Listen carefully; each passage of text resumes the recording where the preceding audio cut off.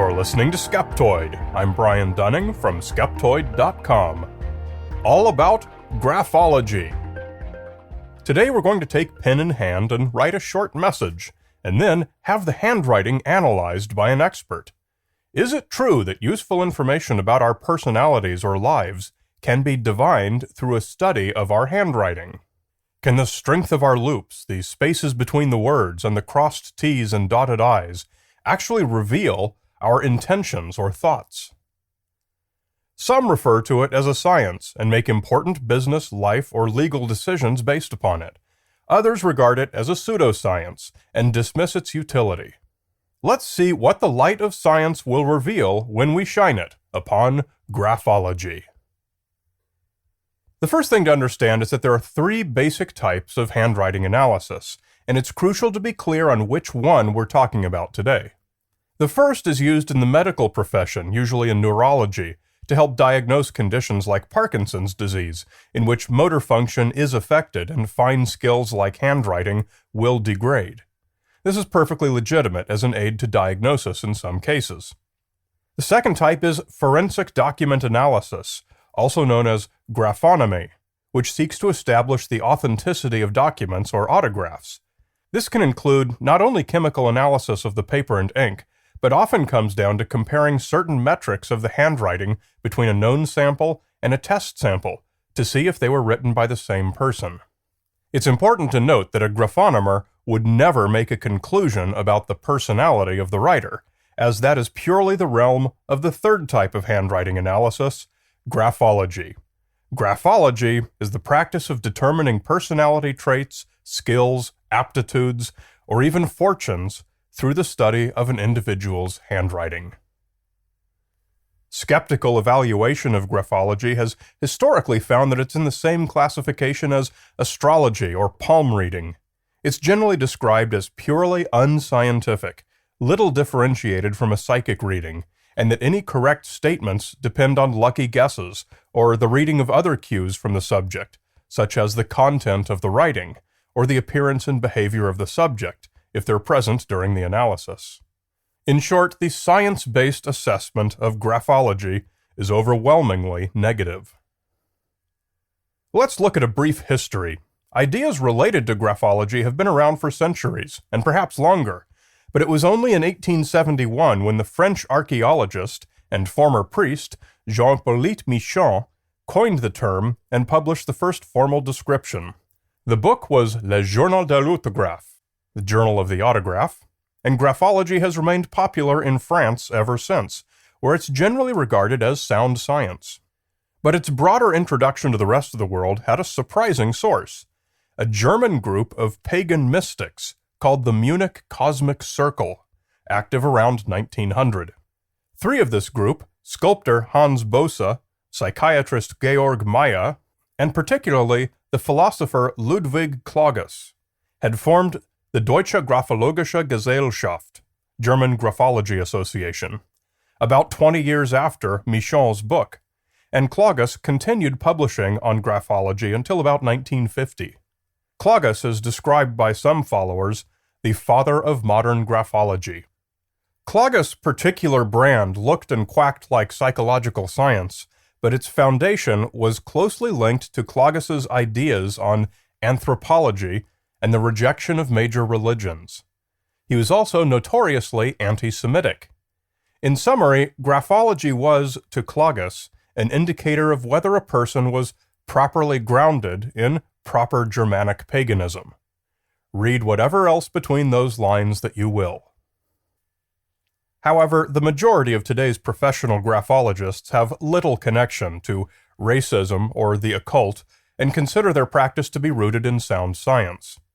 Professional associations exist in most countries, providing the trappings of legitimacy. A popular saying in the profession is, handwriting is actually brainwriting, which makes a certain amount of sense. The movements of the hand are obviously controlled by the brain, and the brain is where personality characteristics reside. But throughout the latter half of the 20th century, as the sciences of psychology and neurology have begun to mature and grow, we've learned that the linking of such connections in the brain are not necessarily valid. Your skill at throwing a baseball does not necessarily affect your preferred musical genre. And by the same logic, nor should your personality affect your style of handwriting. I can only write in all caps, and graphology holds that it's because I'm secretly trying to hide who I am. In fact, the reason is as simple as I grew up writing comic books and was going for the traditional font, and it's just what my hands became accustomed to.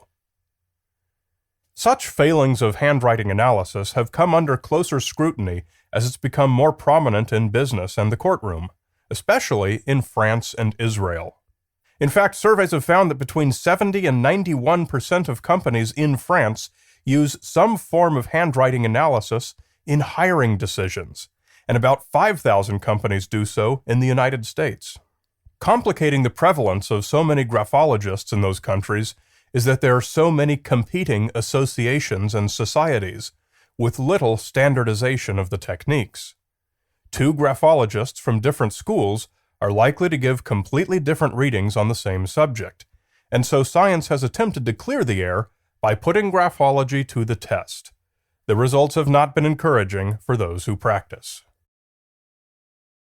In his book, The Right Stuff, Dr. Barry Beierstein summarized the work of Dr. Jeffrey Dean, who performed probably the most extensive literature survey of graphology ever done. Dean did a meta-analysis on some 200 studies. Dean showed that graphologists have failed unequivocally to demonstrate the validity or reliability of their art for predicting work performance, aptitudes, or personality. Graphology thus fails according to the standards a genuine psychological test must pass before it can ethically be released for use on an unsuspecting public. Dean found that no particular school of graphology fared better than any other. In fact, no graphologist of any stripe was able to show reliably better performance than untrained amateurs making guesses from the same materials. In the vast majority of studies, neither group exceeded chance expectancy. Note some of the specific conclusions. From 1976. It was concluded that the analyst could not accurately predict personality from handwriting. From 1977. No evidence was found for the validity of the graphological signs. From 1978. Thus, the results did not support the claim that the three handwriting measures were valid indices of extroversion. From 1983.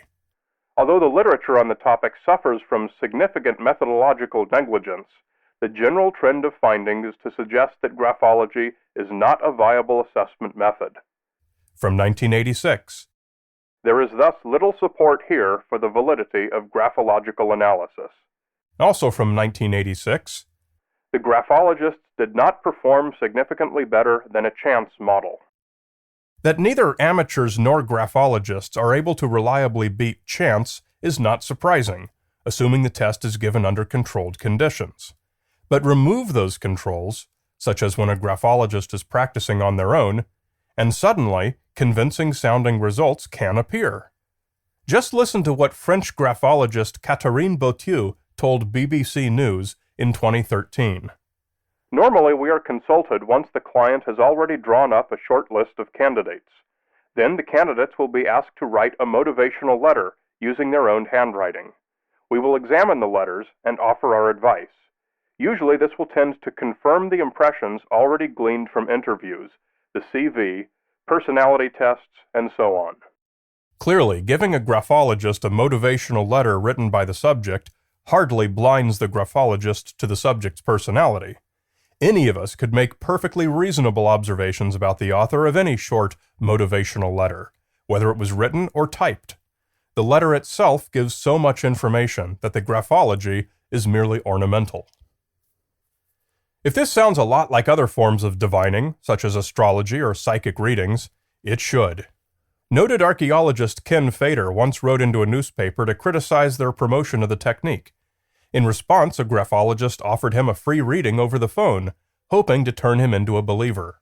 Fader sent her a handwriting sample and then described the experience. What followed was a perfect example of a cold reading. She said she would do all the talking and that I could comment on her analysis when she was finished, but this was not what happened. She continually stopped and asked how she was doing and requested me to provide feedback. Consciously or not, she did what most good cold readers do. She said things that were very flattering. I was highly intelligent, sensuous, and artistic. She made statements that were absolutely correct because they could not have been wrong about anybody. She said I was inhibited in some areas and uninhibited in others. Outgoing, but I don't always let people get close to me. I had a secretive side to me. I enjoyed music, art, acting. She called me analytical. I was impulsive, but I often hold back. I have highs and lows, she said.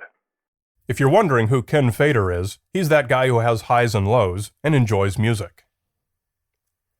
However, it may be that the reason handwriting analysis is forever doomed to failure isn't even that it's always been proven to be useless, but rather a logical snag with its very core concept. At the 1988 PsyCop conference, Robert Basil, then a PhD candidate, asked Dr. Beyerstein whether the real problem wasn't the fact that graphology is trying to quantify something that's not quantifiable. The good doctor answered, "Trying to define somebody's personality is a fool's errand.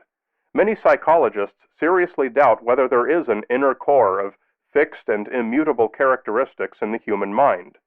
Which leaves us with the obvious question, as the notion of personality as an inherent human trait becomes more difficult to sustain, will there be anything there for graphology to measure once the field gets its act together?"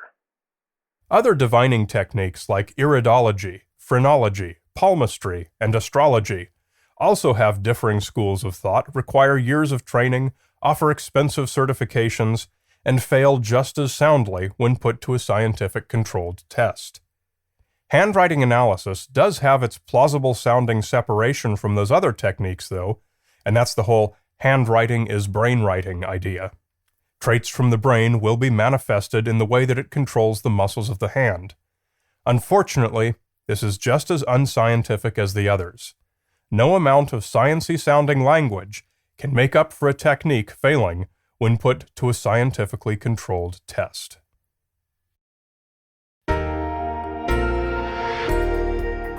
I need to give big thanks to those of you who support Skeptoid financially through the monthly micropayments.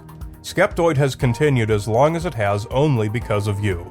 You have my gratitude, and please introduce yourself if you run into me at a conference. If you want to join those who make the show possible, please come to Skeptoid.com and click on Support Skeptoid. You're listening to Skeptoid. I'm Brian Dunning from Skeptoid.com.